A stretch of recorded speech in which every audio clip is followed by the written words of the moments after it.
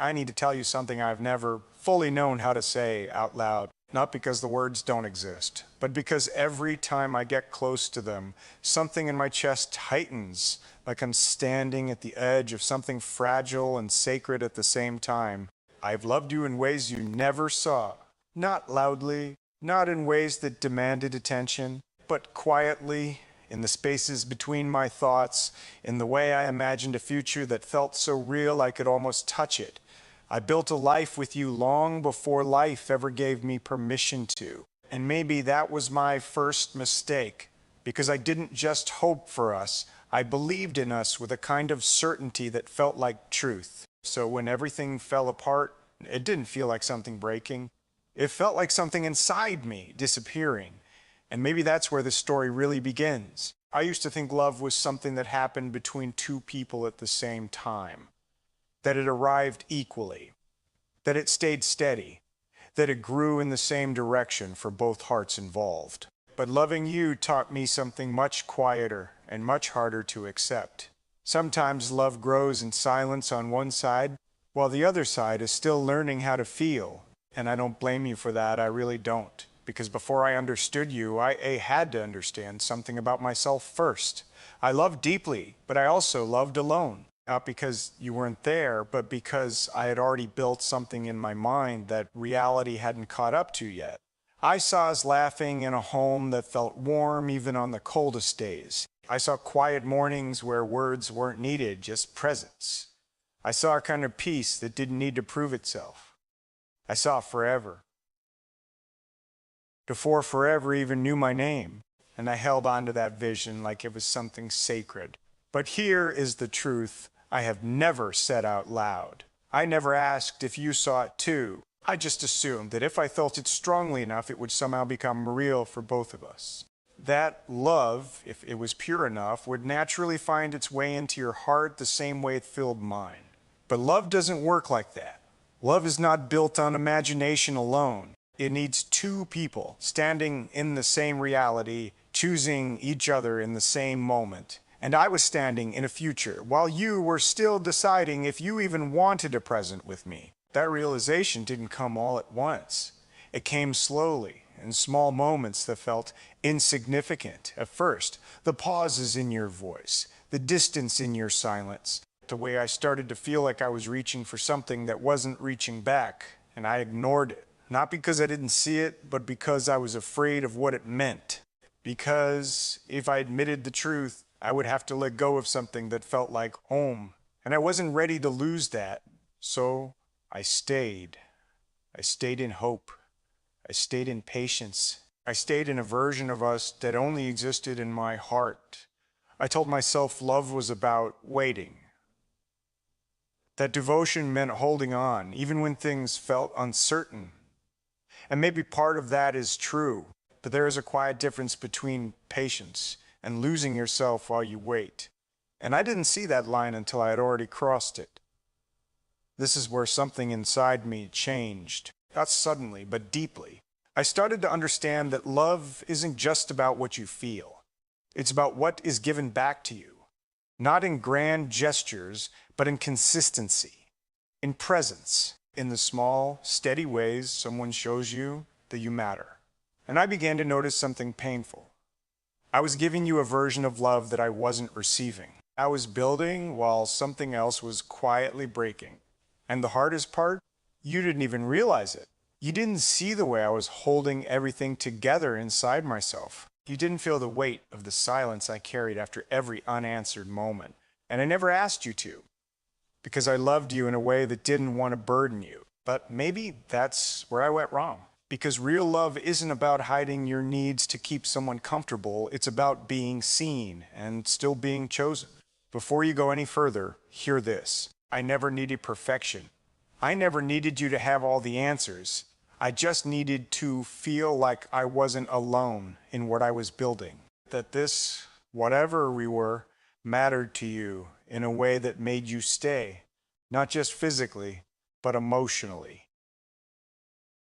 But somewhere along the way, I realized something I didn't want to accept. I was fighting for something that you weren't ready to protect, and that broke me in a way I still don't fully understand. Not loudly, not dramatically, but quietly, like a light dimming slowly in a room you once felt safe in. Maybe this is what real love was always meant to teach me. That devotion should never come at the cost of your own peace. That patience should not mean silence when your heart is asking to be heard. That love is not about holding on to someone, but about standing beside someone who is also holding on to you. And still, even after everything, I don't regret loving you. I don't regret the way I saw you, because loving you showed me something rare about myself. It showed me that I am capable of building something real, something steady, something sincere. But it also taught me that the right person won't destroy it in seconds. They will protect it. They will nurture it. They will meet it with the same care it was built with. And maybe one day that person will be you. Or maybe it won't. But if you ever become that person, for anyone, I hope you understand what you're holding. Because a heart that dulls quietly loves in ways that don't come often. And it deserves to be met with the same depth it gives. As for me, I am learning to rebuild. Not the version of us I once imagined, but the version of myself that I lost while loving you. And I am doing it gently, with patience, with honesty, with a kind of quiet strength I didn't know I had. Because love, real love, should feel like a home you can rest in, not a place you have to constantly repair alone. And wherever life takes us from here, I hope you find something real, something steady, something that teaches you what I had to learn the hard way. That love is not just about feeling something deeply, it's about choosing it every single day.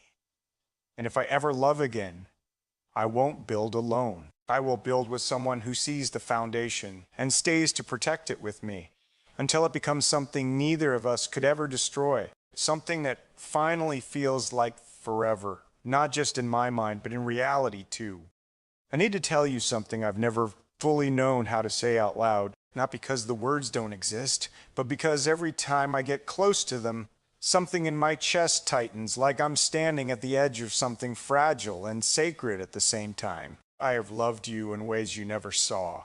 Not loudly, not in ways that demanded attention, but quietly, in the spaces between my thoughts, in the way I imagined a future that felt so real I could almost touch it.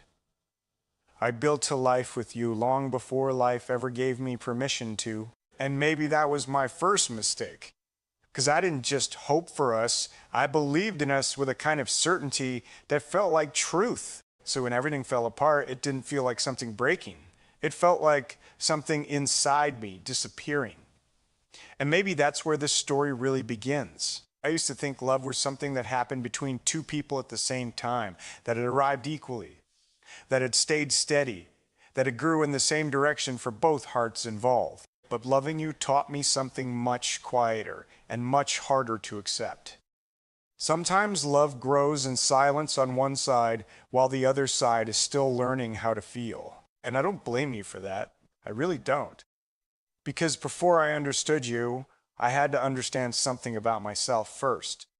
I loved deeply, but I also loved alone.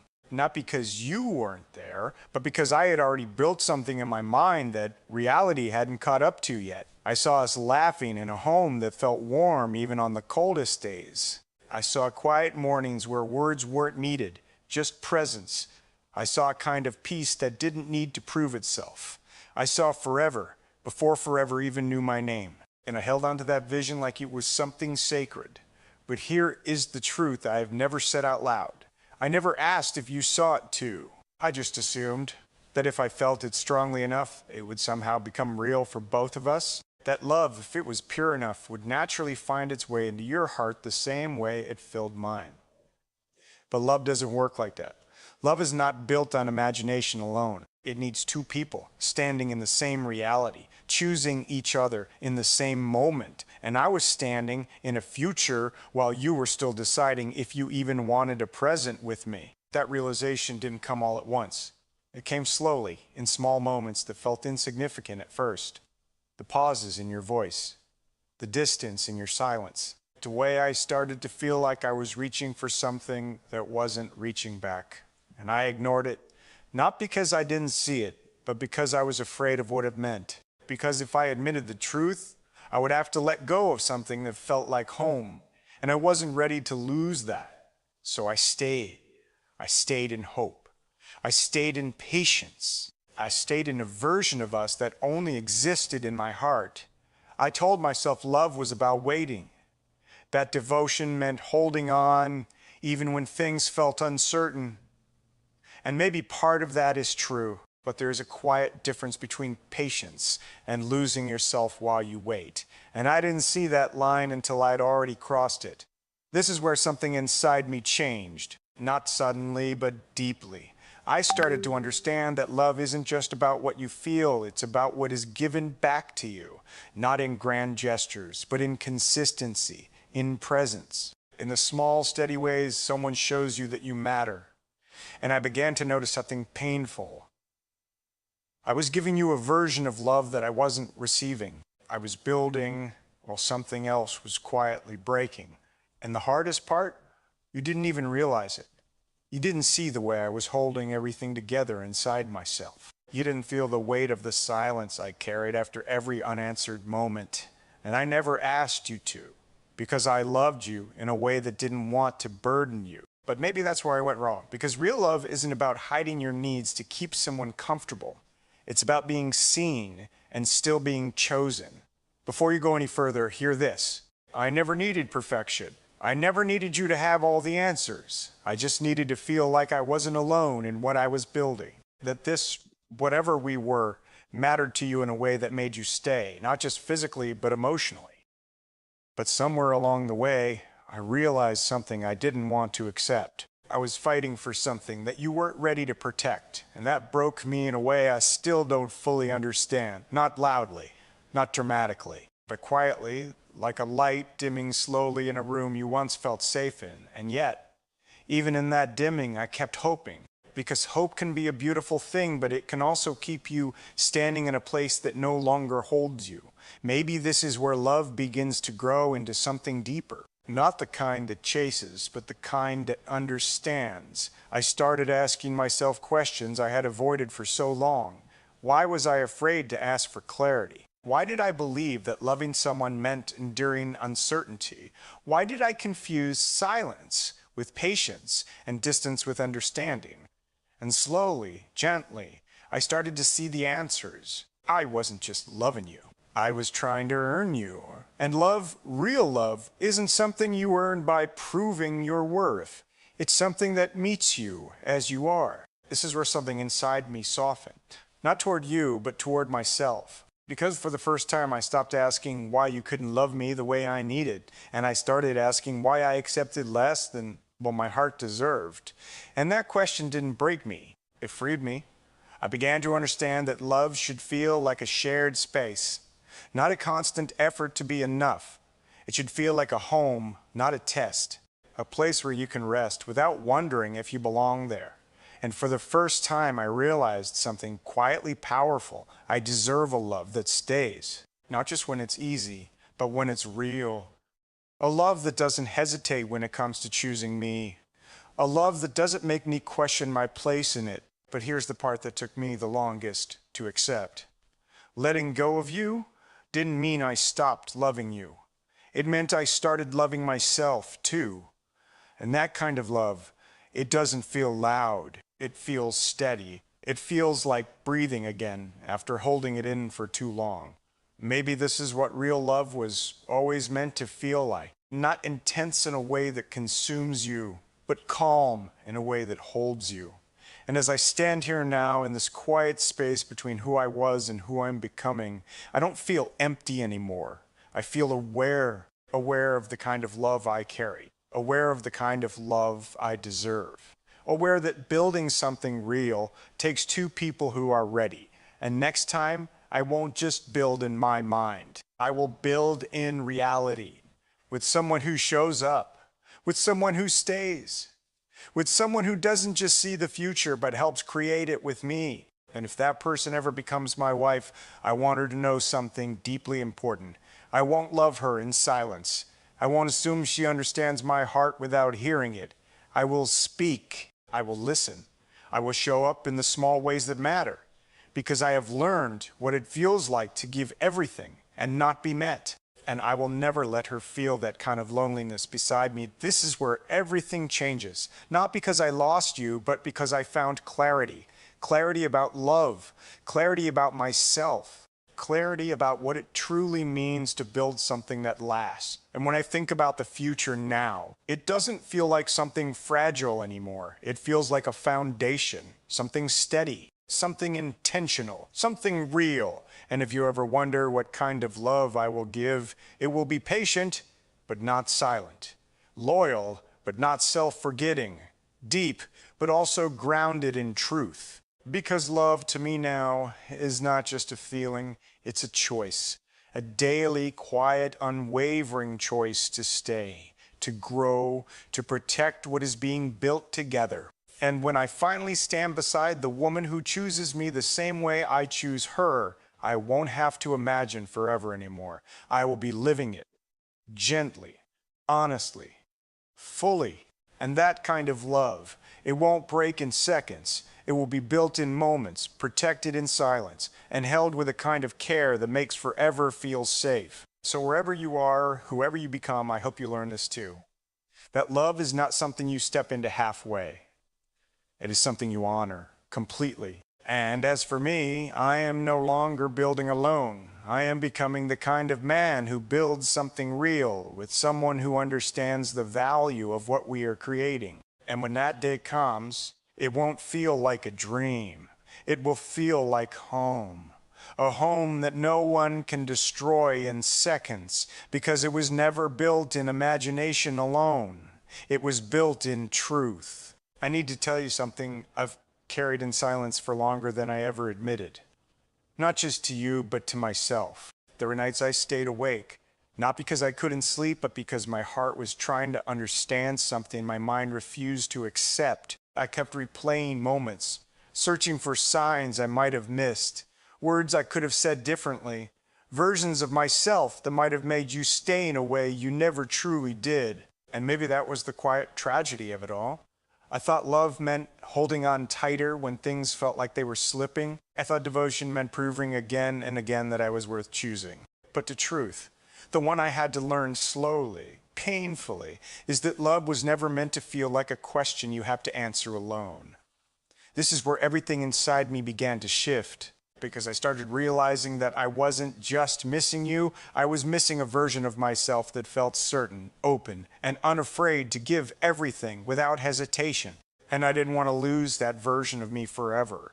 There's something I need you to understand, even if you never hear these words. I didn't love you halfway. I loved you with a kind of sincerity that doesn't calculate outcomes, the kind that doesn't keep score, the kind that believes even when there's no guarantee. I saw you not just for who you were, but for who you could become.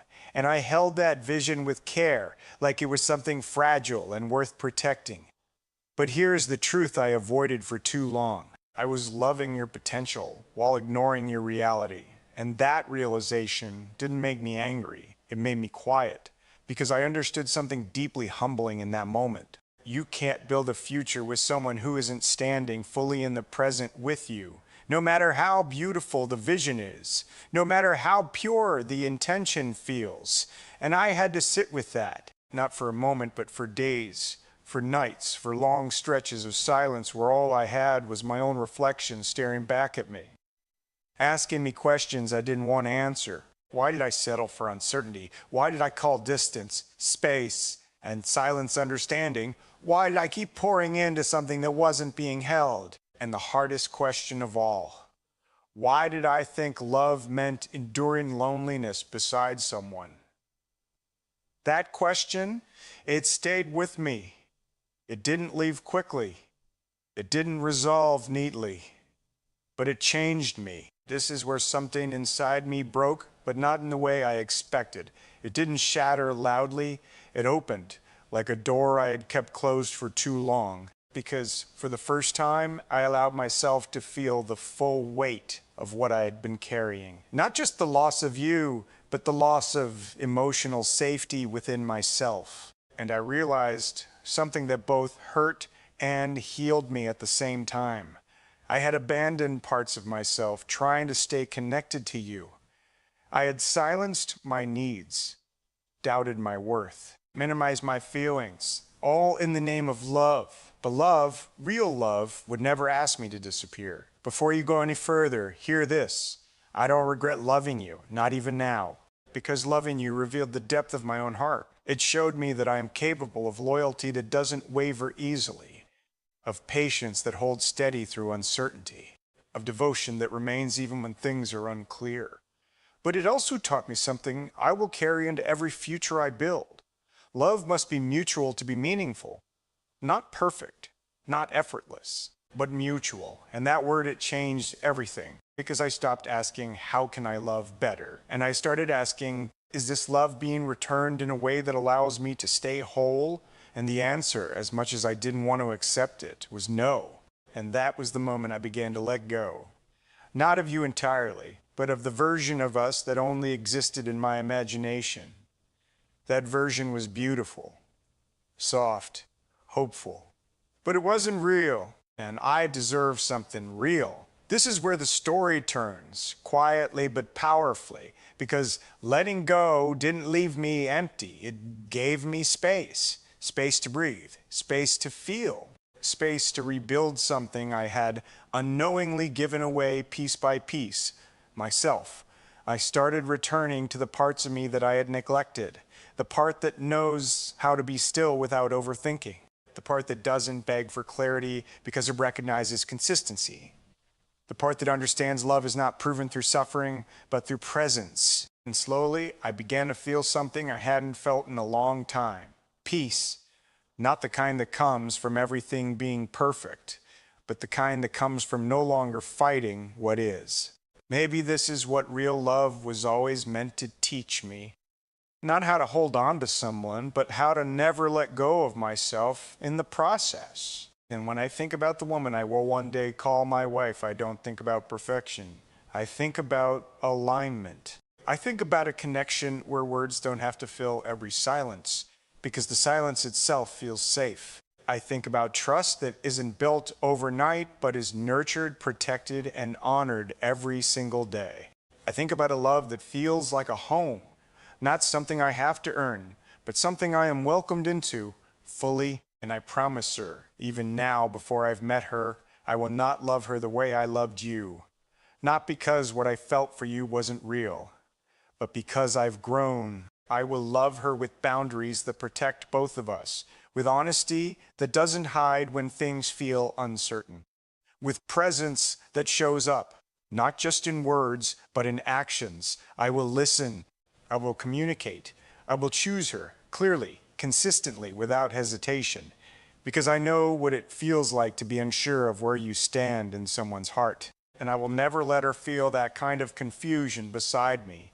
This is where something inside me became steady, not hardened, but grounded, because I understand now that love isn't just about what you feel in your best moments.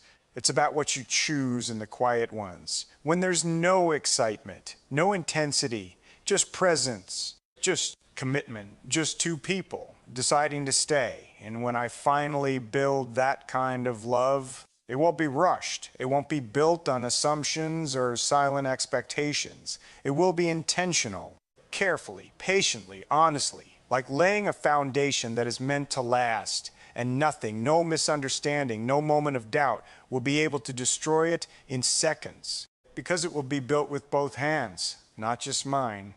So if I ever look back at what we were, I won't see failure.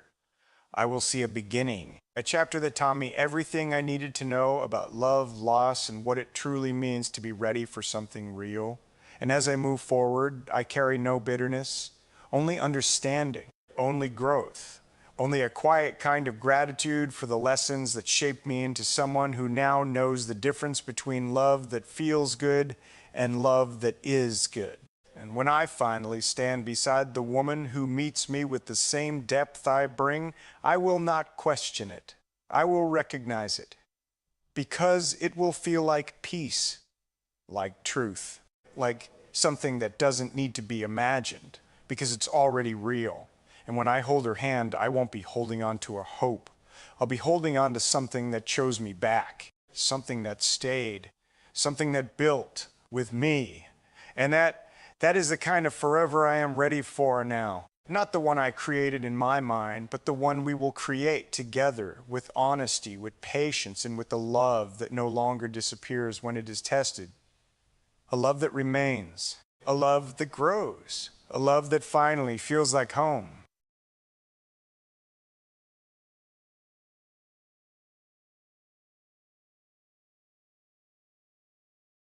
Now, there's a kind of quiet that follows you when you've outlived your own expectations.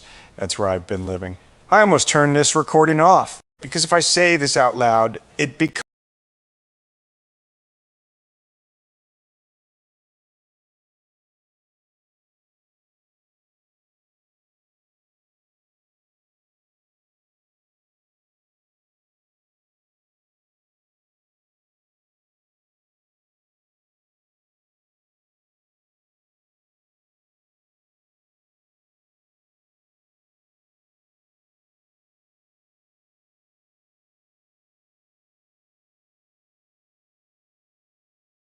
real. And I've spent years mastering the art of pretending things didn't break me the way they did. But you, whoever you are, wherever this finds you, I'm speaking because something inside me won't let me stay silent anymore. There was a morning. I still remember it too clearly. The house was too quiet. Not peaceful quiet, not the kind you choose, the kind that hums in your ears until it feels like pressure behind your eyes. I stood in the kitchen staring at a cup of coffee I hadn't touched. It had gone cold, but I didn't remember pouring it. The chair across from me was slightly pulled out, like someone had just left, or maybe like someone was supposed to be there. I didn't fix it. I left it like that for days. I didn't tell anyone this then, but I'll tell you now. That empty chair felt louder than any argument I'd ever had. It wasn't just absence. It was proof that something had quietly slipped away while I was too distracted being strong to notice. I didn't understand it at the time. I thought love left in big, dramatic ways, slammed doors, raised voices, final words. But sometimes it just stopped showing up. And you don't realize it's gone until you start talking to silence. If you've ever waited for someone who slowly disappeared without ever saying goodbye, you probably know what that kind of silence sounds like. There was another moment. 3017 a.m. I remember the time because I kept checking it, as if it would move faster if I stared hard enough. My phone was in my hand. A message half written. Not even a long one, just 3 words I couldn't bring myself to send. Are you okay? Such a simple question. But it carried everything I didn't know how to say. My thumb hovered over the screen for what felt like hours. And then I deleted it. I didn't send it. I told myself it was dignity, that I was giving space, that I wasn't going to beg someone to stay. But the truth? I was afraid. Afraid that if I reached out and nothing came back, it would confirm what I already felt in my bones. That I wasn't enough to be answered. I didn't say that to anyone back then. I wore silence like armor, like it made me stronger. But it didn't. It hollowed me out. Maybe someone has been trying to get through me all these years. In the quiet moments I kept ignoring, and maybe you understand that too, the way pride can disguise itself as self-respect while it quietly robs you of connection. There's something I've never admitted before. Not out loud, not even to myself, if I'm being honest. Halfway through losing her, I knew she was slipping away. Not because she said it, but because she stopped reaching. And instead of pulling her closer, I matched her distance. I told myself, if she wants to go, let her. But that wasn't strength. That was fear dressed up as control. The kind of fear that whispers, if you don't try, you can't fail. I've spent years telling myself I didn't chase because I had self-worth. But the truth? I didn't chase because I didn't believe I was worth staying for. And that realization, it didn't come then. It came much later, in the stillness, when there was no one left to convince. If you've ever pretended you didn't care just to protect yourself from the possibility that you cared too much, then maybe you know what it feels like to lose something twice. Once when it leaves, and again when you finally admit you let it go. There's a day I walked into a room and forgot why I went in there. That happens when you get older, they say. But this wasn't that. This was different. I stood there, looking around, and everything felt unfamiliar. Like I had built a life that didn't belong to me anymore. Successful, stable, intact from the outside. But inside, it felt like walking through a house after a fire's been put out. The structure still stands, but everything that made it warm is gone. I didn't understand it then. Why nothing felt like it used to. Why laughter sounded distant. Why even good days felt flat. Maybe that's what happens when you lose something you never properly grieved. It doesn't leave, it just changes shape and settles into your bones. And if you've ever smiled in a room full of people while feeling completely alone inside, then you already know what I'm talking about. I don't know why I'm telling you all of this, or maybe I do, but I'm not ready to say it clearly yet. There's something about the idea of you, not even who you are exactly, just the possibility of you, that makes this feel less like talking into emptiness. Like maybe, just maybe, someone out there understands the language of things left unsaid. And that thought, it scares me more than I expected. Because hope, even a small amount, feels dangerous when you've spent years learning how to live without it. I've gotten used to the quiet, to the predictability of not expecting anyone to show up, to the safety of emotional distance. But lately, there's been something shifting, subtle, uncomfortable. Like a part of me I buried a long time ago is starting to breathe again. And I don't know what to do with that. I don't know if I trust it. I don't know if I trust myself with it. But I know this, I didn't wait at that aisle just for her. Not really. I was waiting for something I didn't understand yet, something I thought had already passed me by. And maybe I was wrong. I didn't know then that one day someone might hear everything I never said. I didn't realize how much of me had gone quiet. I'm older now, in the way where time doesn't feel like something ahead of you, but something you carry. I built a life that looks full on paper. Work, stability, people who know my name, but not many who know what's underneath it. I almost stopped again before continuing this. Because this is where things get harder to hide. And I don't even know your face. But I feel like I'm speaking to someone who's been holding her own silence for too long. I'm still speaking because something in me refuses to stay buried. There was a night I couldn't sleep. Not unusual. That had become routine by then. But this one was different. The window was slightly open, just enough to let cold air slip in. It brushed against my arms, but I didn't move to close it. The room felt still, almost suspended. I remember the sound of something small. A clock ticking louder than it should have been. And I just lay there, staring at the ceiling, thinking about nothing and everything at the same time. That's the strange part about loneliness. It doesn't always come with thoughts. Sometimes it's just a presence, a weight. Like something is missing, but you can't reach it and you've forgotten how to try. I didn't say this to anyone back then, but I'll tell you now. That night I realized I had become someone who no longer expected to be held. Not physically, but emotionally. Like I had quietly accepted that warmth was something other people experienced, not me. I didn't understand how dangerous that was. Because when you stop expecting love, you also stop recognizing it when it's near. If you've ever laid awake feeling like the world kept moving without you, like you existed but weren't truly seen, then maybe you know how that kind of quiet reshapes you. There's a memory I've avoided for years. A hospital waiting room. I wasn't the one in danger, but it didn't matter. The air smelled sterile, too clean, like it erased emotion. There were people around me, but no one spoke. Just the sound of footsteps echoing in the hallway, machines beeping somewhere far away. I remember sitting there, hands clasped, staring at the floor. And for a moment, I wanted to call her. Not because I needed answers, but because I needed comfort. I needed home, but I didn't. I sat there, alone, pretending I was fine. Because by then, I had trained myself not to reach for someone who wasn't reaching back. I didn't tell anyone this, but that moment showed me something I wasn't ready to face. I had built walls so well, even I couldn't get out. I thought I was protecting myself, but all I had done was make sure no one could find me. I didn't understand it then. Why strength felt so empty. Why independence started to feel like isolation. Maybe, just maybe, someone had been trying to show me that love isn't about who leaves first. It's about who stays when it's uncomfortable. And maybe you know that feeling too.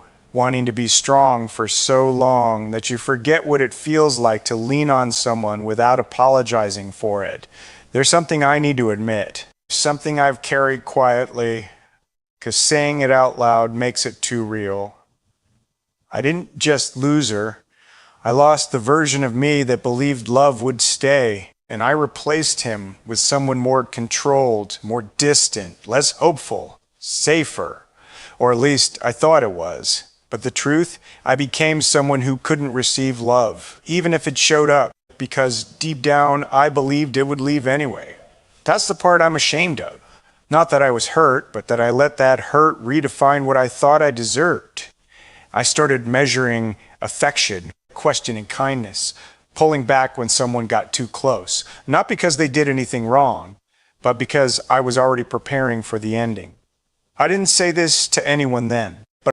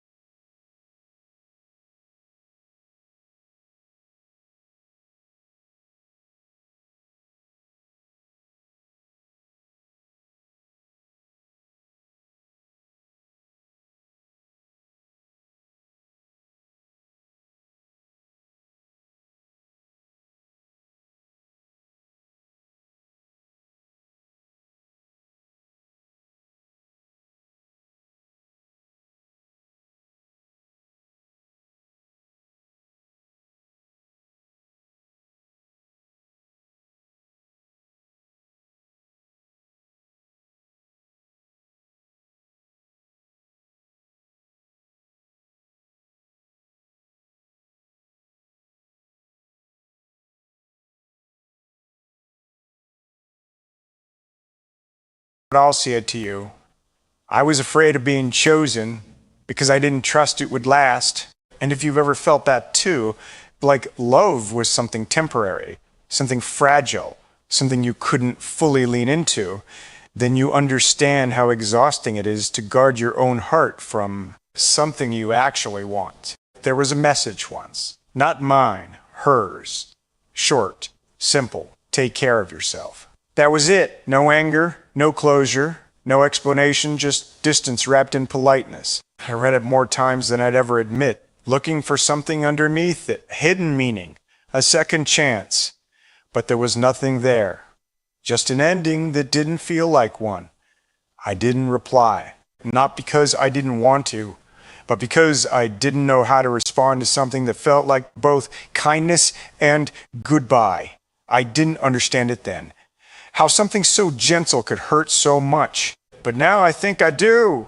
Because sometimes the quiet endings are the ones that stay with you the longest. They don't give you anything to fight, nothing to fix, just space where something used to be. And maybe you felt that too. The kind of goodbye that doesn't sound like one, but you feel it anyway. Lately, something's been shifting again. I don't know how to explain it properly. It's not healing, not fully, more like awareness, like I'm starting to see the patterns I used to ignore, the ways I protected myself, and in doing that, pushed away the very thing I needed. And there's a thought I keep coming back to, quiet, almost like a whisper, not loud enough to trust completely, but not weak enough to ignore. What if love didn't fail me? What if I just didn't know how to receive it without fear? That thought, it unsettles me. Because it means there's something still possible, something I haven't completely lost. And that kind of possibility, it feels fragile, dangerous even, but also strangely warm. And I don't know why, but when I think about that warmth, I don't picture the past anymore. I picture you. Not clearly, not fully, just a presence. A feeling that maybe there's still someone out there who understands broken things and doesn't run from them. I don't know if that's real. I don't know if I'm ready to believe it. But for the first time in a long time, I'm not completely turning away from it either. I spent years thinking silence was strength, but maybe it was just the place I hid everything I was too afraid to say, and maybe someone out there has been waiting to hear it. I didn't know then that even the quietest hearts still hope to be found. I didn't expect to fall apart the way I did. At this point in my life, I thought I had control over that. Years had taught me how to contain things, how to compress emotion into something manageable. I'd become efficient at surviving. That's what I called it. I almost stopped here again, because this isn't the version of me I like to admit exists. But you, whoever you are, the one who somehow feels closer than most people I've known, I'm still speaking because something in me refuses to go back to silence. It happened on an ordinary day. That's what makes it harder to explain. Nothing dramatic, no big trigger, no obvious reason, just a quiet afternoon. I was sitting in the living room, light coming through the window in that soft, late day way, the kind that makes everything look still, too still. There was a glass of water on the table, half full. I remember staring at it like it meant something. And then something shifted. Not outside, inside. It felt like a crack, not loud, not explosive, just a quiet, irreversible break. My chest tightened. Not pain exactly, just pressure. Like something I'd been holding down for years suddenly decided it wasn't going to stay there anymore, and I didn't move. I just sat there, hands still, breathing shallow, as everything I had avoided, everything I had buried, started rising all at once. I didn't tell anyone about that moment, but I'll tell you, that was the first time I realized I wasn't okay. Not in the I'll get through it kind of way, but in the deeper, harder truth.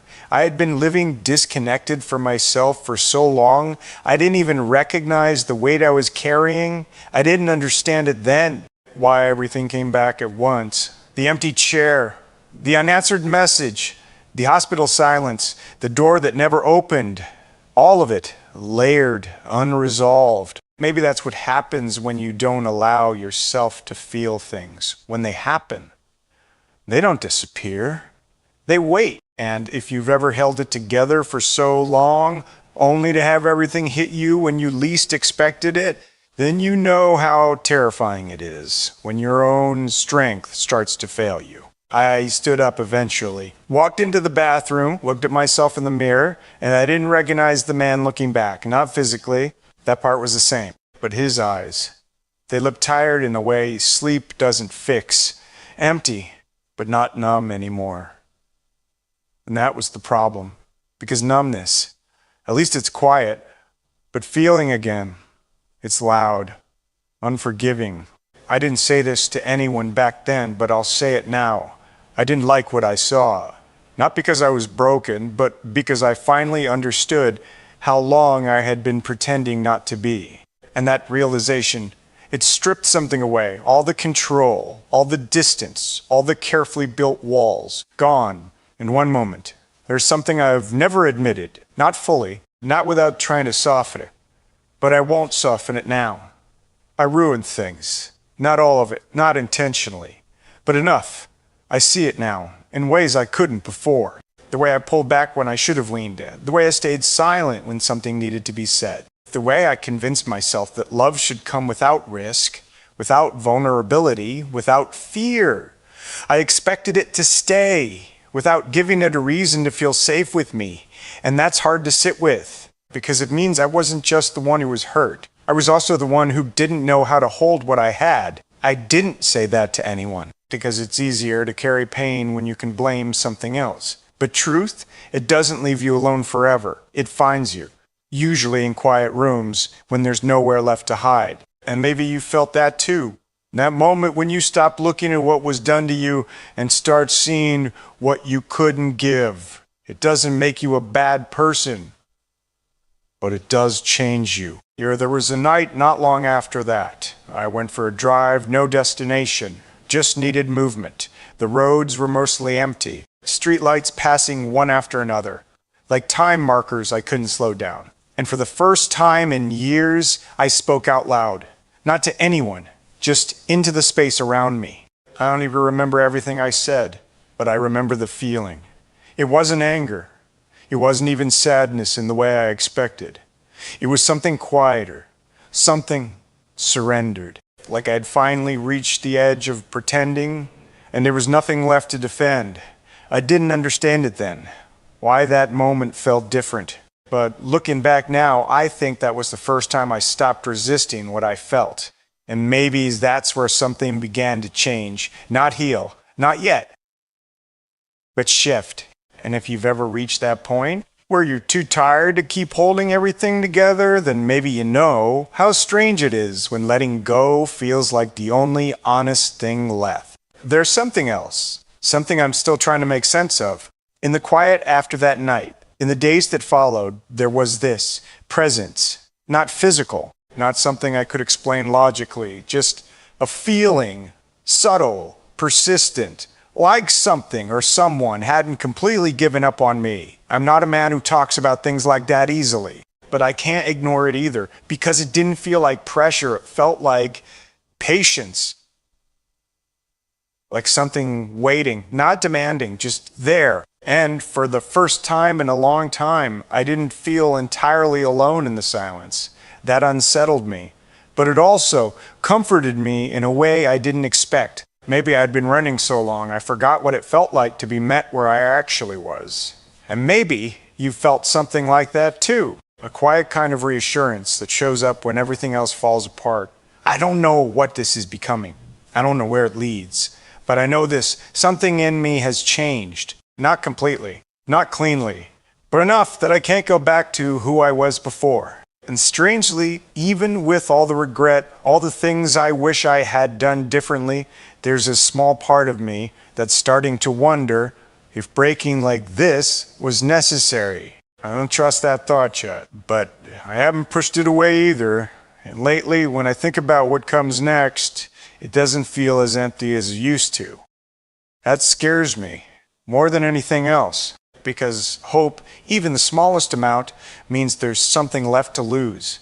I didn't know then that sometimes you have to break completely just to feel something real again. I didn't think I would ever want this again. Not like this, not in the way that feels real instead of imagined. I've lived long enough to understand how easily things fall apart. I've seen what distance does, what silence becomes, what love turns into when it's not held carefully. I almost stopped before finishing this, because this is the part where I can't hide behind what I've lost anymore. This is where I have to admit what I still want. And you, I don't know your name, I don't know your voice, but somehow you feel like the one this was always meant to reach.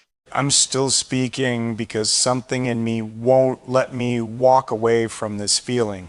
There's a memory that came back recently. Not painful, not sharp like the others, just quiet. I was standing in a doorway, not the same one from before, not the one that closed, a different one. And for a moment, I hesitated. My hand rested against the frame like I wasn't sure if I was allowed to step through. That's what it feels like now. This place I've arrived at. Not healed, not completely, but no longer hiding either. Somewhere in between. And I didn't tell anyone this, but I'll tell you, I'm afraid to walk forward. Not because I don't want to, but because I finally do. And wanting something again, after everything, feels like standing in the open without armor. If you've ever reached a point where you could start again, but weren't sure if your heart could survive another ending, then maybe you understand this kind of fear. There was a morning not long ago, the same kitchen, same chair, same quiet, but something was different. I made coffee and this time I drank it. It was still simple, still silent, but it didn't feel as heavy. And that confused me because I hadn't changed everything. My life wasn't suddenly full. The past hadn't disappeared, but something inside me had softened. just enough to let a small amount of warmth in. I didn't understand it at first, but I think I do now. I stopped fighting the emptiness, and somehow it stopped biting the emptiness, and somehow it stopped defining me. And maybe that's what healing actually is, not replacing what was lost. And if you've ever felt that shift, subtle, almost unnoticeable, then you know how fragile it is. How easy it would be to shut it down again. There's something I need to say, something I've avoided until now because it changes everything. I want to love again, not the way I did before, not blindly, not fearfully, not from a place of needing to be completed, but from a place of understanding, of choosing, of staying even when it's uncomfortable. That scares me more than any loss I've been through, because it means I have to trust not just someone else, but myself. And that hasn't always been easy. I didn't trust that I could hold something without breaking it. I didn't trust that I wouldn't retreat when things got real. I didn't trust that I deserved something steady. But something has changed. Not perfectly, but enough that I can say this without turning away from it. I don't want to run anymore. And this is where you come in. Not as an answer, not as something I'm trying to claim, but as a possibility, a presence I feel without fully understanding. Because when I think about moving forward, it's not empty anymore. There's a shape to it now, a quiet image of someone who understands silence but isn't afraid to break it. Someone who knows what it feels like to be left, but still chooses to stay. Someone who doesn't need perfection, just honesty. And I don't know if that's you. I don't know if life works that way. But I do know this. For the first time in a long time, the idea of us doesn't feel impossible. And that alone is something I never thought I'd feel again. There was a moment recently I caught myself smiling, not for a reason, not because something happened, just quietly. And it startled me because it didn't feel forced. It felt real. And in that moment, I realized something I wish I had understood years ago. Love isn't something you chase. It's something you become ready for. And maybe all the breaking, all the silence, all the loss wasn't just the end of something. Maybe it was preparing me to recognize what matters when it finally shows up. I don't say that with certainty. I still have doubts, still have moments where I retreat, where I question everything, but I don't stay there anymore, and that's new. There's one last thing, something I need you to hear. Wherever you are, you don't have to be unbroken to be loved. You don't have to have everything figured out. You don't have to hide the parts of you that feel too much, or too quiet, or too complicated. Because if there's one thing I've learned, it's this. The right kind of love doesn't ask you to be less. It meets you exactly where you are and stays, not perfectly, but intentionally. And if something in you has been waiting, hesitating, standing in that same doorway I've been standing in, then maybe it's not too late for you either. Maybe the fact that you're still here, still listening, still feeling means something hasn't given up on you. Not life, not love, maybe not even God. I don't know if our paths ever cross. I don't know if you're real or just the shape of hope returning to me. But I do know this. If you are out there, I won't run this time. I won't stay silent when something needs to be said. I won't let fear make decisions for me, because I've already lived that version of my life, and I know where it leads. If something in this story met you where you are hurting, stay close, subscribe, share, or leave yours. No one heals alone. I didn't know then that even after everything, my heart would still find a way to reach for something real again.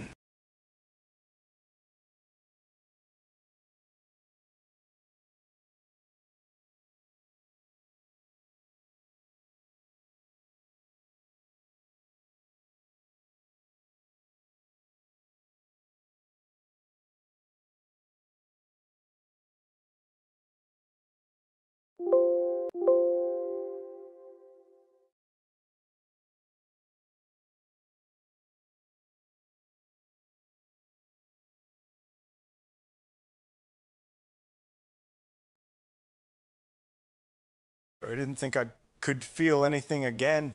I'm not a young man saying that because heartbreak sounds poetic. I'm older now, old enough to know how a face can stay calm while everything underneath it collapses. Old enough to have built things people admired while quietly becoming empty inside them. Old enough to understand that success can echo just as loudly as failure when you come home to silence. I almost turned this recording off, but you, whoever you are, wherever you're hearing this, there is something about the thought of you that keeps my hand from reaching for the switch. I am speaking because something inside me won't let me stay silent anymore. There was a night years ago when I stood in my kitchen at 3 in the morning, barefoot on cold tile, staring at a cup of coffee I'd made and forgotten to drink. The house was dark except for the light above the stove. That pale yellow light made everything look tired. The chair across from me was slightly pulled back from the table the way she used to leave it. I had not moved it in months. People think grief is crying. Sometimes grief is furniture that never gets touched again. I didn't say this to anyone then, but I'll tell you now, I used to stand there and imagine hearing keys at the door, the small metal sound, the pause before the handle turned, the footsteps I knew better than my own heartbeat. I would wait so hard that my body forgot she was gone. Then nothing. Just the refrigerator humming like an old machine trying to survive another night. I didn't understand it at the time, but that was the first season I learned loneliness can become physical. It can sit in your chest, it can tighten your throat, it can make your hand shake while doing something as simple as holding a spoon. If you've ever waited for someone who never came, then maybe you know how loud silence becomes when it has your name in it. I was not innocent in the story that broke me. That is the part men often hide behind pride. We speak of what was done to us and leave out what we failed to do. I was distracted when presence mattered. I was proud when softness was needed. I thought providing was the same thing as loving. I thought staying in the room counted even when I'd emotionally left it months before. There are many ways to abandon someone. You do not always need to walk out the door. Sometimes you stay, but your warmth goes first. I know that now. There was another memory I carried like a blade in my pocket. A hospital waiting room. White walls. Harsh lights. A vending machine buzzing in the corner. She was asleep against my shoulder for an hour, exhausted, trusting me enough to rest in fear. I remember looking down at her hair against my jacket and thinking, I should love this woman better than I do. Then life moved on. Emergencies passed. Bills returned. Deadlines shouted. Ego survived. And I forgot the warning my own heart had given me. Maybe God whispers before he lets things break loudly. Maybe we are spoken to in moments we are too busy to honor. If you have ever felt something precious in your hands and still somehow mishandled it, then perhaps you know the shame of remembering too late. I became good at functioning. That is different from living. I learned how to answer calls, sign papers, shake hands, smile in rooms full of people. I learned how to say, I'm fine, in a voice so practiced it almost convinced me. But every night I returned to a home that felt like a museum of mistakes. Her mug still on the shelf, a scarf in the hallway closet, a book with the page folded where she stopped reading. I left those things untouched because removing them felt like admitting the ending was real. I didn't say this to anyone then, but I'll tell you now. Sometimes I would sit on the floor beside the bed instead of in it. The mattress felt too wide, too honest, too cold. So I leaned my back against the frame and watched dawn arrive through the curtains and dim gray lines. That was how numbness looked on me. Not dramatic collapse, just a man aging quietly in the dark. And maybe that sense found you, because you know your own version of it. Maybe yours was a parked car you stayed in too long. Maybe yours was eating standing up because sitting alone felt heavier. Maybe yours was checking your phone for a message you already knew would never come. Pain changes costumes, but it is often the same actor underneath. Halfway through those years, I confessed something to myself I was ashamed to say. I was terrified no one would ever choose me if they knew me deeply. Not the polished version, not the capable version, the real one, the tired one, the emotionally bruised one, the man who had become skilled at carrying everyone except himself. So I hid behind competence, behind work, behind humor, behind being needed. It is easier to be useful than known. There, I said it. I was not only grieving someone else, I was grieving the possibility that I might be unlovable in any lasting way. That thought can rot a soul slowly. It makes compliments bounce off. It makes kindness suspicious. It makes hope feel dangerous. And when someone gentle appears, you distrust them before they've done anything wrong. If you have ever wanted love and feared it in the same breath, then you understand more than most people ever say aloud. Still, something changed. Not all at once. Nothing cinematic. No music. No miracle at the door. Just one evening, while the sun was lowering through the windows, I noticed the room looked warm again. Same walls. Same silence. But different light. I remember standing there, confused by the smallest feeling. I did not want to die in this version of myself. That was it. Tiny, fragile, barely alive, but real. I washed the cup in the sink. I moved the chair back under the table. I opened a window that had been shut for too long, and cool air entered like mercy, asking permission. I don't mean I was healed. I mean I was interrupted. Sometimes healing begins as an interruption to despair. And strangely, when that breeze touched the room, I thought of someone I had never met. Not a face, not a fantasy. Just the sense that somewhere in this wide world there might still be a woman whose heart had also been made tender by surviving things she never deserved. Someone who would understand pauses. Someone who would not be frightened by scars. Someone who knew that love is less fireworks than warmth. I did not claim her.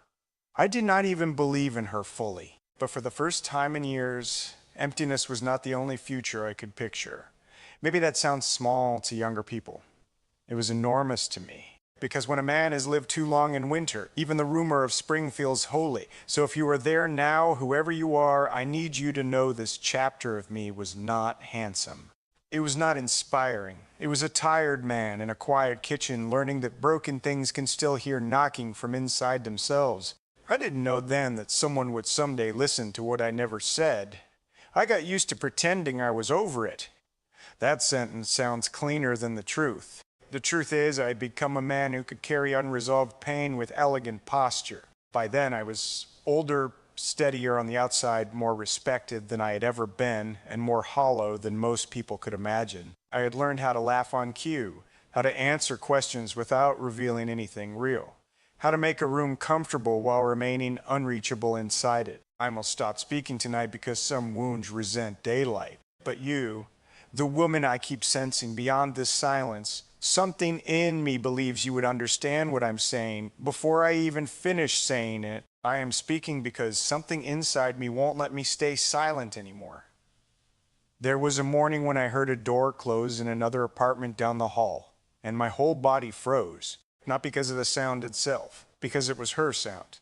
You spend enough years beside someone, you learn the weight of their movements, the tempo of footsteps, the difference between an irritated closing of a cabinet and a tired one, the way keys land on wood when they are distracted, the rhythm of someone setting their life down near yours. That door shut 3 floors away by a stranger's hand, and for one humiliating second I thought she had come back. I stood there in socks, holding a file I needed for work, staring at my own front door like a fool. No knock came, just the elevator dinging somewhere distant. I didn't say this to anyone then, but I'll tell you now. Loss trains the body to hope long after the mind knows better. That is why healing takes so long. Logic can move on months before your nervous system does. Your body still listens for voices no longer calling your name. Your hands still reach toward habits with no one attached to them.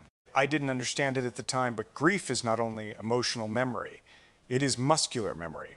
It lives in the shoulders, the jaw, the stomach. It waits in hallways and reacts before thought arrives. If you've ever been startled by a perfume in public, by a laugh that sounded almost right, by footsteps that made your heart betray your pride, then maybe you know how memory ambushes the faithful. There was another scene I never spoke of. An unfinished text message. I found it months later while searching for an old contact. It sat in drafts like a fossil. Can we talk tonight? I know I've been distant. I don't know how to fix this, but I know I don't want to lose you. I never sent it. I remember why. Ego, timing, fatigue, the belief there would be a better moment tomorrow. Tomorrow is where many men bury what should have been said today. I stared at that message for a long time, thumb hovering over words written by a version of me who still had time, a version of me who sensed the fracture and still chose delay. I deleted nothing. I just locked the phone and sat in the dark. What did that moment reveal? That regret is not always about cruelty. Sometimes it is about hesitation. Sometimes the sharpest guilt comes from love you felt, but postponed. Maybe someone has been trying to teach me that hearts rarely break in one event. They erode through accumulated silences, through postponed tenderness, through assuming the person who loves you will understand one more absence, forgive one more delay, survive one more season of your emotional distance, until one day they don't. If you have ever needed only 5 honest words from someone and received none, then I imagine something in you just tightened reading this. I need to confess something I was ashamed of. When she left, part of me believed I deserved it, not because I was evil, because I was unavailable, because I had mastered appearing dependable while being emotionally absent, because I knew how to solve practical problems but froze in front of intimate ones, because somewhere deep inside I had believed being needed was safer than being known. There is a strange cowardice in competence. You can hide in achievements for years. You can hand people results instead of your heart and call it love. I did that. And when it collapsed, I told myself I had been abandoned. But deeper down, I knew I had participated in my own loneliness.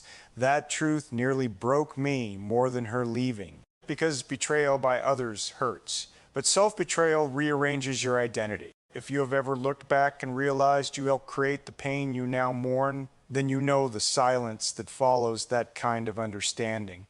For a long time, I punished myself quietly. I turned down invitations, ignored kindness, worked late when no one asked me to, kept the television on just to avoid hearing my own thoughts. I remember one winter night eating takeout directly from the container while standing at the kitchen counter. Snow was tapping against the window. The room smelled like soy sauce and cardboard. I hadn't used a plate in days. That image still embarrasses me, not because of the food, because I saw how little care I believed I deserved.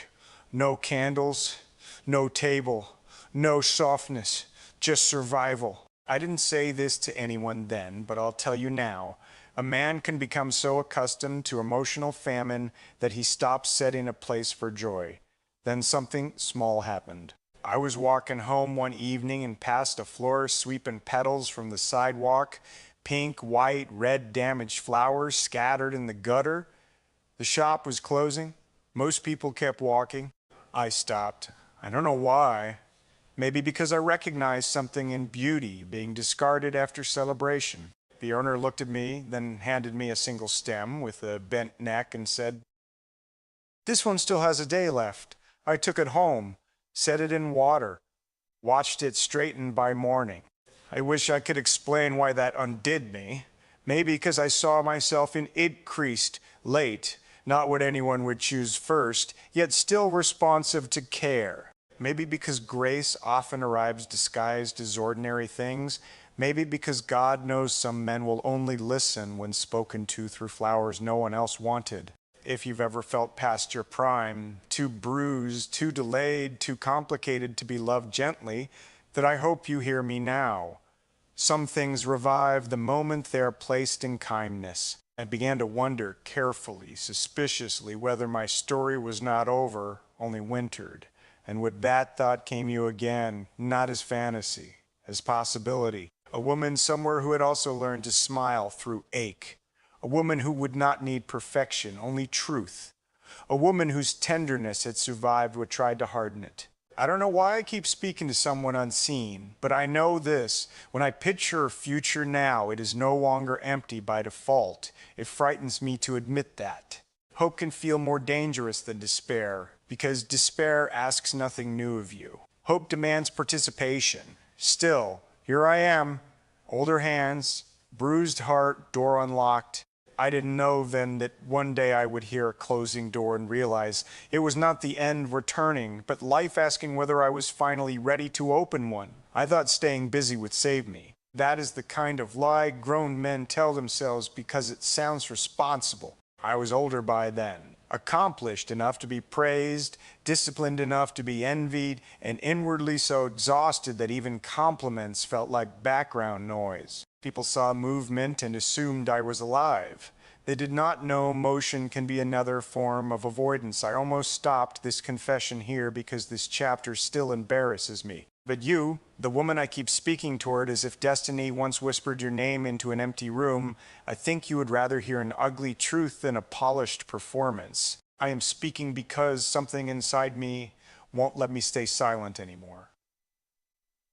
There was a night when I came home after a dinner full of laughter I did not feel. I unlocked the door, stepped inside, and the apartment greeted me with that familiar stillness that only lonely places have. Not silence exactly. Silence has dignity. This was the hum of appliances, the click of settling pipes, the faint city traffic outside the windows, the sound of a life functioning without warmth. I loosened my tie and dropped it over a chair that had become more coat rack than furniture. My phone lit up with messages, invitations, congratulations, numbers, plans. I set it face down. Then I stood in the hallway and did not move. I don't know how long. Long enough for the refrigerator motor to start and stop twice. Long enough for the light above the sink to buzz itself into my awareness. Long enough to realize I was afraid to enter my own evening. I didn't say this to anyone then, but I'll tell you now, sometimes the loneliest moment is not being alone, it is the second after the world stops watching. That was the hour I could no longer borrow noise from other people. So I walked to the bathroom, looked into the mirror, and saw a man who appeared composed and felt absent. Clean shirt, expensive watch, tired eyes, mouth set in the expression of someone who had learned not to ask for much. I stared at myself like a stranger I owed money to. Then I said out loud, "What happened to you?" No one answered. The shame of that memory is not that I spoke to myself. It is that I had no answer ready. If you have ever built a life impressive enough to distract others while quietly losing contact with your own heart, then maybe you know how mirrors can become interrogations. I showered, changed clothes, opened the refrigerator, closed it again. There was food inside. There was appetite nowhere in me. I sat on the edge of the bed and noticed the indentation on the other side had long since disappeared. Time had erased the shape of another body from the mattress. Strange what that did to me. For months after she left, the bed still remembered her. Now it had forgotten. I didn't understand it at the time, but grief has stages no one names. First the shock, then the ache, then the routine of ache. Then one day the physical world stops carrying traces for you, and you realize memory is now your only witness. That can feel like a second loss. If you've ever returned to a place expecting it to hold something for you and found it had moved on without permission, you know the cruelty of ordinary time. Around midnight, I opened an old drawer searching for nothing in particular and found a folded note. Her handwriting, just a grocery list, bread, rice, lemons, coffee, that was all. Yet my hands began shaking as if I had uncovered scripture. Because love is often hidden inside ordinary evidence, lists, shared errands, small assumptions that tomorrow exists. I sat on the floor holding that paper longer than I care to admit. What did that moment reveal? That I had not only missed the grand gestures, I had missed the daily tenderness I once treated as background. The person who remembers what coffee you like. The one who notices when you are quieter than usual. The hand that straightens a collar without announcing devotion. I had lived beside miracles and called them normal. Maybe someone has been trying to teach me that we rarely recognize sacred things while they are routine. We only name them sacred after they are gone. If you have ever mourned something simple more than something dramatic, you understand. Sometimes we don't cry for the anniversary trip. We cry for the second toothbrush, no longer beside ours. Halfway through that night, I confessed something I hated admitting. I was angry at her for leaving, but I was furious at myself for needing her. That is a hard sentence for many men. We are taught to admire self-sufficiency, to need nothing, to bleed privately, to mistake numbness for strength. So when love exposes dependency, some of us resent the person who awakened it. I did. I resented that she had become woven into my emotional landscape. Resented that the absence of one person could alter temperature, appetite, sleep, purpose. Underneath that resentment was grief. Underneath grief was love. Underneath love was fear. Fear that if one person mattered that much once, then losing again could finish what life had only damaged so far. If you have ever pushed tenderness away, not because it was false, but because it was powerful, then you know this contradiction well. I did not sleep that night at 3:17 a.m. I was in the living room wrapped in a blanket, lights off, city glow leaking through the curtains. I remember hearing rain begin against the glass. Soft at first, then steady. I whispered a prayer I hadn't prayed in years. Not eloquent, not religious theater, just this: please don't let me become a cold man. I had no dramatic faith at that moment, only desperation. Yet something about saying it loosened a knot in me, as if heaven sometimes waits for honesty more than vocabulary. Quiet. God whispers rarely arrive as thunder. Sometimes they arrive as the relief of finally telling the truth. The rain continued. I breathed deeper. My chest hurt less. No miracle happened, but collapse paused. And in that pause, an image came to me. Not a face, a feeling, a future kitchen warmer than the old one. 2 cups instead of 1. Someone standing near the window in morning light, comfortable in silence beside me. No performance, no rescue fantasy, just peace shared. It startled me how much I wanted that. I did not trust the desire. But I could no longer deny it. I wanted to love again, not recklessly, not theatrically, not to fill emptiness. I wanted to love as a wiser man, slower, gentler, more awake. And somehow, impossibly, the thought of you rose there too, unseen woman. Future listener, soul I had not met and yet felt moving closer through time. Maybe longing sometimes recognizes its counterpart before introduction. Maybe 2 wounded people can begin finding each other long before they speak. I don't know. I only know that when dawn entered the room, I looked older than the night before and more alive. I didn't know then that the night I couldn't hide from myself would become the night I first made space for someone else. I stopped pretending I was fine long before I admitted it. That is how most breakdowns work in men like me.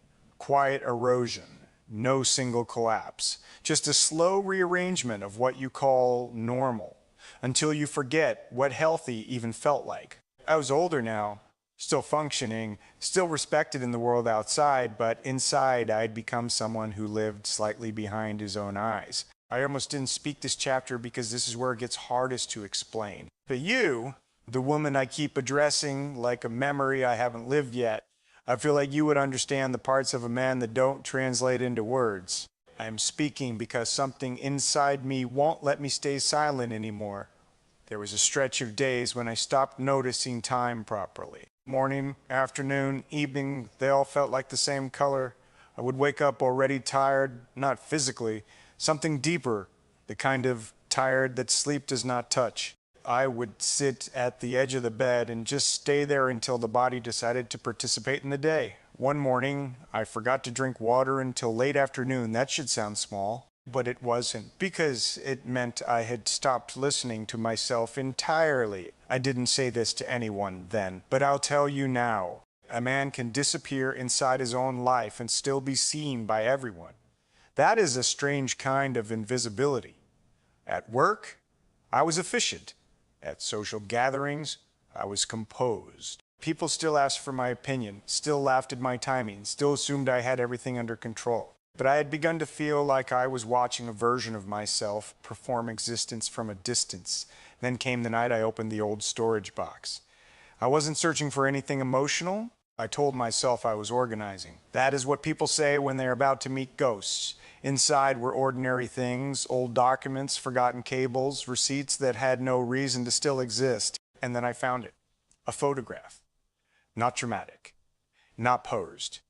Just a moment stolen from life without awareness. She was standing slightly turned away, hair caught mid-motion, sunlight brushing her shoulder like it belonged there. And I was behind her, looking at her in a way I didn't realize I used to look at her. Not possession, not pride, something softer, something I had forgotten I was capable of. My hand began to shake before my mind caught up.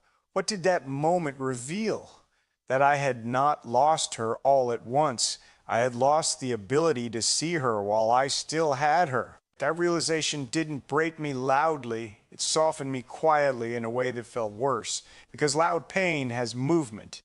Quiet regret just sits inside your bones and refuses to leave. If you've ever looked at an old image of yourself and realized you were once living inside something you didn't know was precious, then you understand that specific kind of ache. The one that doesn't scream. The one that whispers you were there and you didn't know. I sat on the floor again. It seems I did that a lot in those years. Not because I had fallen, but because standing felt too honest. The photograph stayed in my hand for a long time. I didn't cry immediately.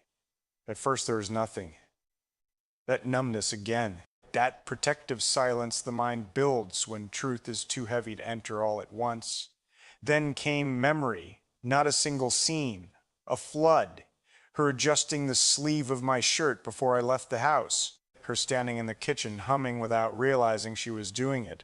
Her silence when she was tired, not cold, just quiet in the way people get when they trust the room they're in. And I saw myself in all of it too, present, but not fully there. That is what I couldn't forgive myself for. Not anger, not mistakes, absence, while being physically present. If you have ever loved someone while slowly becoming less emotionally available to them, then you know that guilt doesn't arrive as punishment. It arrives as recognition. There is a difference. Punishment feels imposed. Recognition feels earned. Later that night, I walked outside without planning to. No destination, just air. The street was almost empty. The kind of late hour where the world feels like it is resting its eyes. A distant streetlight flickered. Somewhere a dog barked once and stopped. I remember stopping near a small corner shop that had already closed. Metal shutters down, lights off. But the smell of bread still lingered in the air like a memory refusing to leave the building. I stood there thinking about how even places hold on to warmth after it is gone. If places can do that, why couldn't I? That was the first time I asked myself that question without anger. Not, why did I lose everything, but what part of me is still capable of returning? That shift was so small no one would notice it from the outside, but inside something loosened, and in that loosened space she appeared again. Not as pain this time, but as distance. Not someone I lost, someone I failed to fully meet. That is different and more honest. Did you ever stop blaming the world long enough to see your own participation in the breaking, and you know how heavy truth becomes when it stops being external? On the walk back, I passed a bus stop where a woman sat alone under the dim light, head slightly lowered, hands folded. She looked like she was waiting for something she no longer expected to arrive. I didn't know her story, but something in me recognized the posture of waiting that has outlived hope.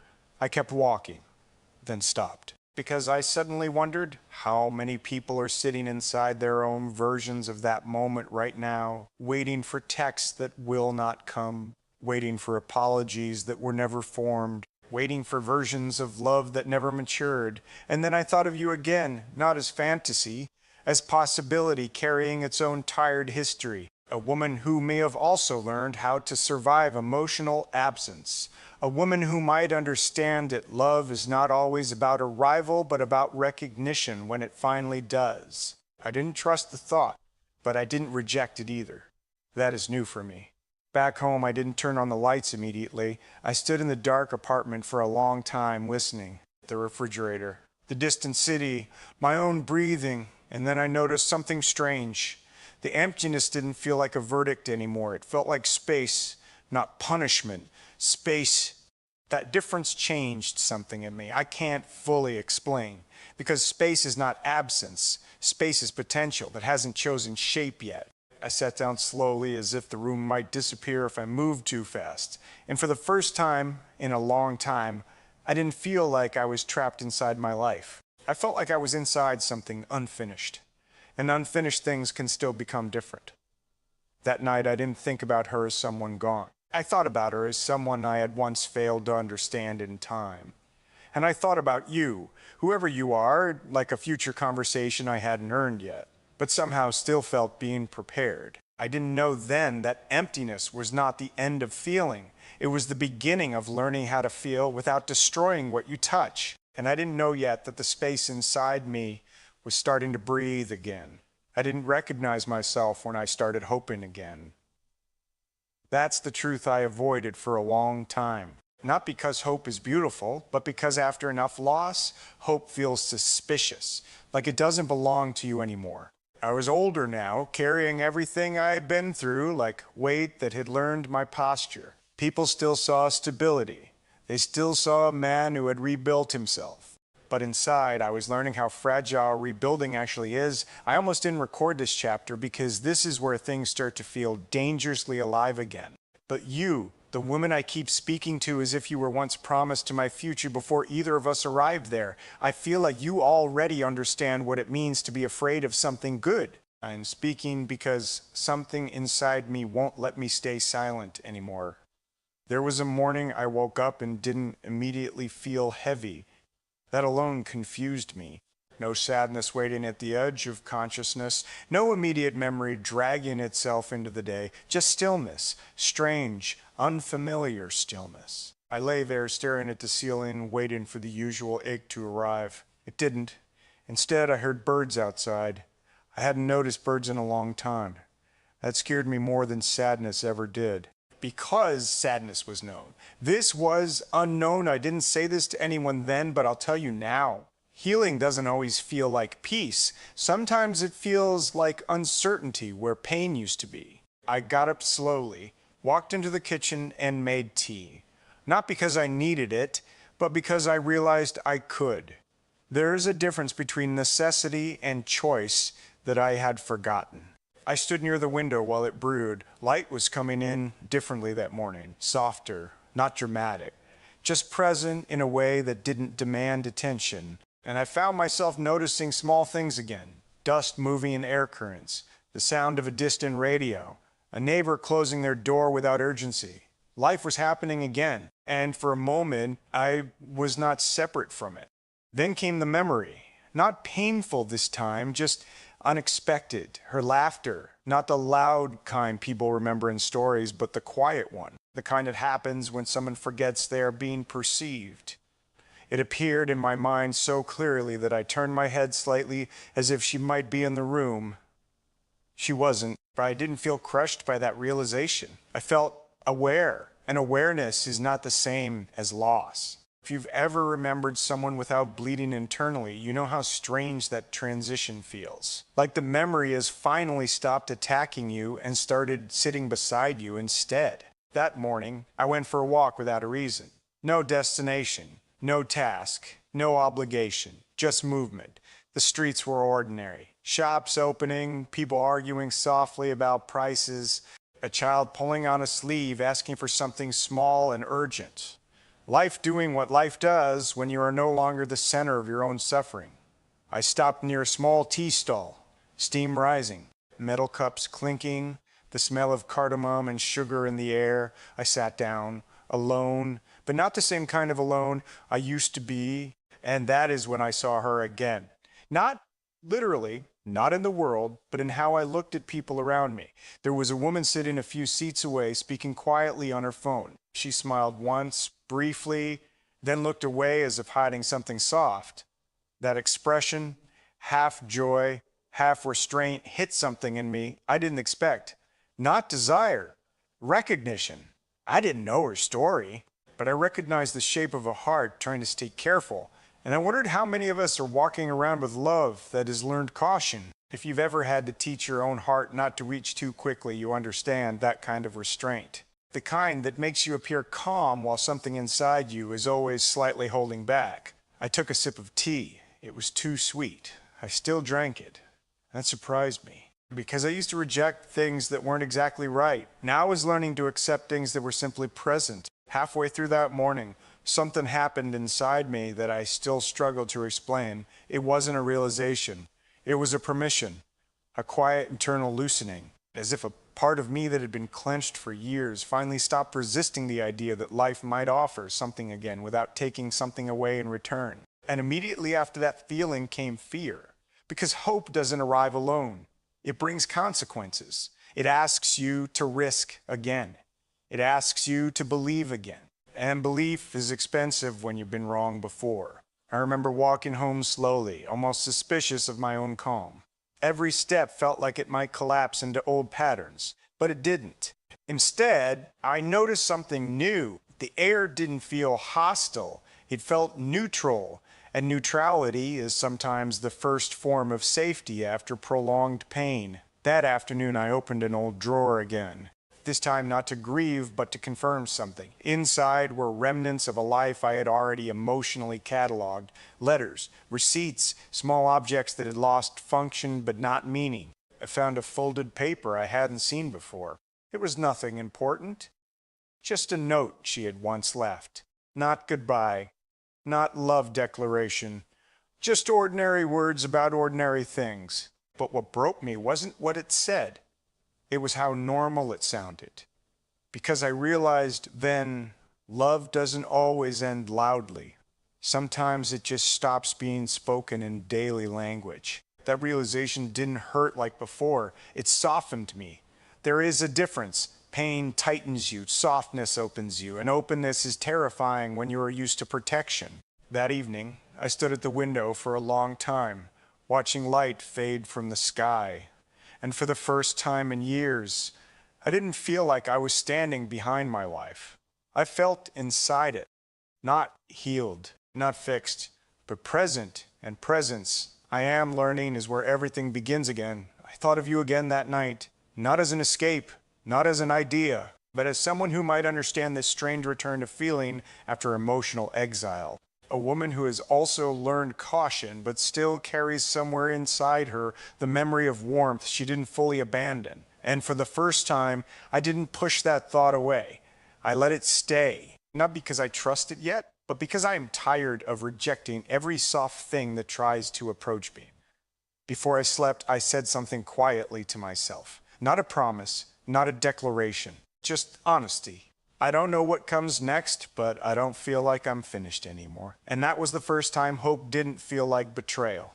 It felt like breath returning after being held too long. I didn't know then that this was the beginning of learning how to receive life again without fearing its touch. And I didn't know yet that the woman I kept speaking to in the dark might one day no longer feel distant.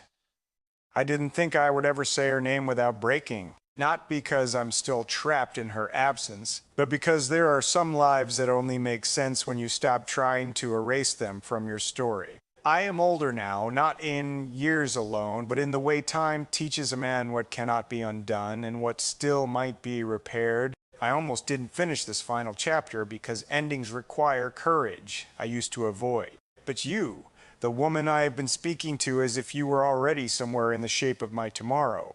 I don't know who you are yet, but I feel like you've been listening longer than these words have existed. I'm speaking because something inside me won't let me stay silent anymore. There was a moment not long ago when I saw a couple standing outside a small hall. It looked like a wedding. Music inside. Light spilling out, people arriving dressed like Hope had dressed them for the occasion. But what caught me wasn't the celebration. It was the empty space beside the groom for a brief moment before they entered. A space that should have held someone. A space that still mattered even in its absence. And something inside me whispered a sentence I didn't expect to feel. I know what that feels like. Not just losing a person, but losing the version of life that was supposed to stand beside you in a moment that was meant to be shared. I walked past slowly. No bitterness, just understanding, and that is how I know I am not who I was when this began. I didn't say this to anyone then, but I'll tell you now. There are wounds that do not disappear. They simply stop defining every room you enter. Inside the hall, laughter rose. Music changed. Someone called a name joyfully. Life continued without asking permission from the past. And I stood outside long enough to realize something quietly profound. I was no longer outside life. I was inside it again. Not fully healed, not untouched, but participating. If you have ever returned to joy cautiously, like a visitor in your own existence, then you know that moment where fear and peace sit side by side and neither one wins immediately. That is where I was. Halfway through that evening, I found myself sitting alone on a bench nearby. The wind was soft, the sky was dimming, and for the first time, I didn't replay what was lost. I asked a different question. Not why did it end, but what kind of love do I become now? That question changed something in me, because it stopped making me a man defined by departure and started making me